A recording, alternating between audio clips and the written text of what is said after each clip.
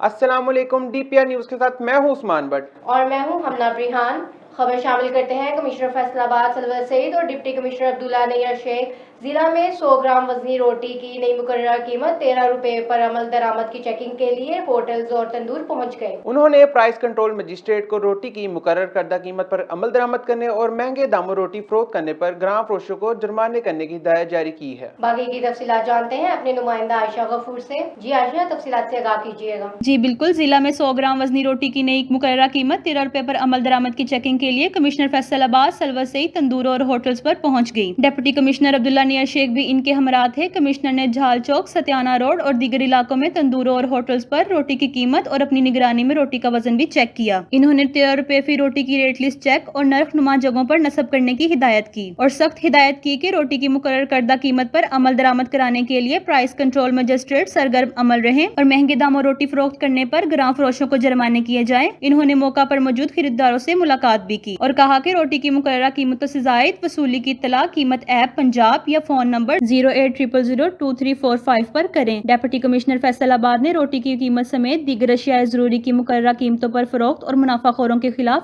Action से आगाह किया। जी आयशा, तफसीलात से आगाह करने का शुक्रिया।